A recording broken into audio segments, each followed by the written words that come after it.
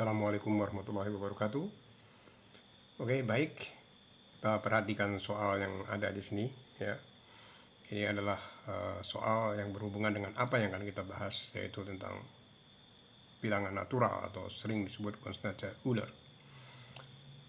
Boleh saya bilang ya, sehebat-hebat Anda mengerjakan soal kalkulus, secomplicated apa Anda bisa mengerjakan soal kalkulus, belum tentu Anda bisa mengerjakan soal ini kalau Anda tidak mengerti apa itu bilangan natural atau konstanta Euler. Oke, saya beri jeda, silahkan dibaca.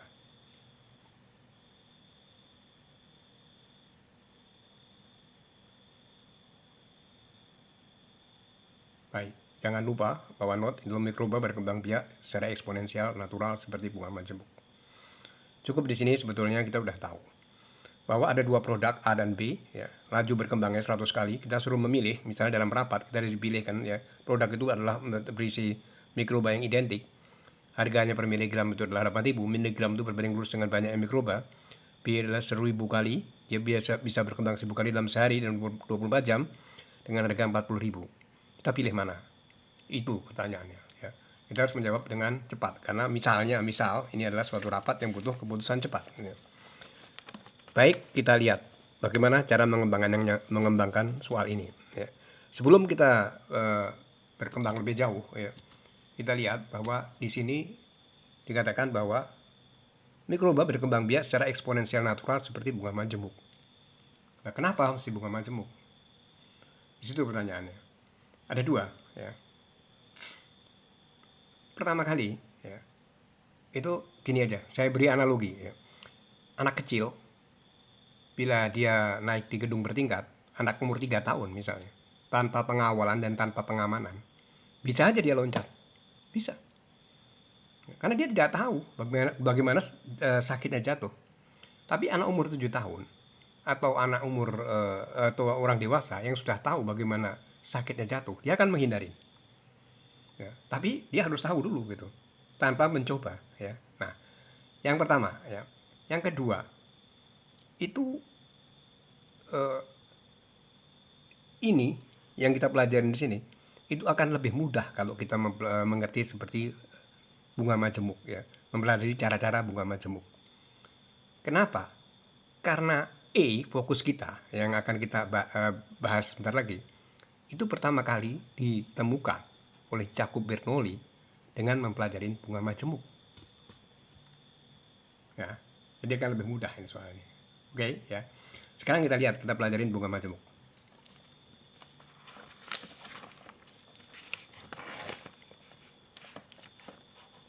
Oke, kita langsung aja ya. Perhatikan baik-baik ya. Kita langsung ke lebih bagus yang ini aja, biru tua aja langsung. Jadi untuk satu periode total pembayarannya ya, itu bunga majemuk itu berhubungan awal itu dengan double ya. Jadi semua bank itu menerapkan bunga majemuk dengan kata-kata yang dikemas ya. Bunga majemuk dengan suku bunga konstan, dengan suku bunga mengambang dan lain-lain, tapi tetap bunga majemuk ya, jadi harus hati-hati ya.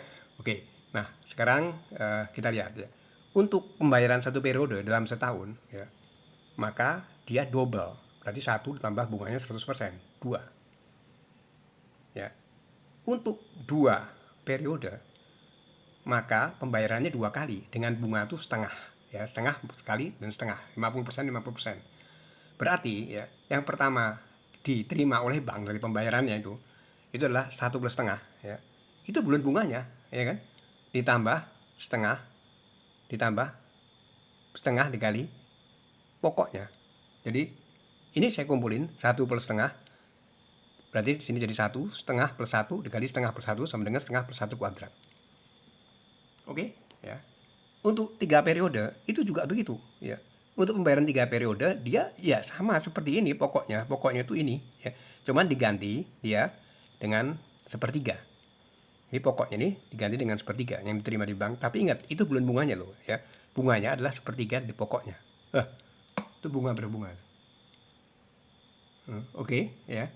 Itu berkembangnya bakteri itu juga mirip kayak begini ya. Maka ini saya kumpulin 1 plus sepertiga, ini 1 plus sepertiga ini saya kumpulin di sini, yang ada di sini, ini ada ya. Kemudian di sini sepertiga, 1 plus sepertiga, 1 plus sepertiga. Ini saya kumpulin di belakang kurung ya, ditambah 1 plus sepertiga. Iya kan? Ya. Ini A 1 plus sepertiga. Misalnya begitu. Ya. Jadi 1 plus sepertiga pangkat 3. Untuk 100 periode, maka dia 1 plus 100 pangkat 100. Untuk N periode, maka dia 1 plus per N pangkat N. Kita dapat rumus dalam hal ini. Oke, ya. Sekarang kita lihat di tabel yang ada di sini. Ini tabel memperjelas ya, berarti untuk pembayaran satu periode adalah menerimanya di bank dari kita yang kreditur ya, misalnya ini itu adalah 2P, 2 kali lipat. Untuk 2 kali adalah ternyata lebih besar ya, karena dia 2 kali pembayaran 2,25. Untuk 3 kali dia 2,37, 5 kali sekian. Untuk 100 kali yang sesuai dengan soal yang tadi ditanyakan itu 2,705.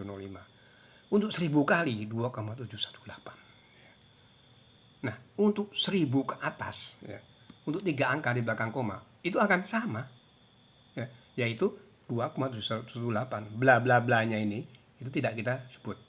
Jika N sangat besar, sama halnya dengan apa? Menambahkan bunga terus-menerus. Bila begitu, maka total tabungan yang ada pada periode tak hingga, maksudnya utang kita yang diterima oleh bank itu, dan limit N tak terhingga 1 plus per N pangkat N sama dengan ini, ya.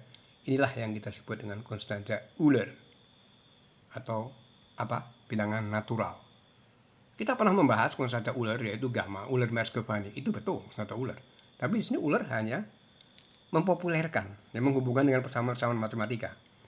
Tapi seperti tadi saya bilang bahwa Jacob Bernoulli itu lebih dulu ya mencari E dengan cara yang begini. Ini bukan cara saya, ini cara Jacob Bernoulli. Ya. Dan angka 2,718 di sini lucunya.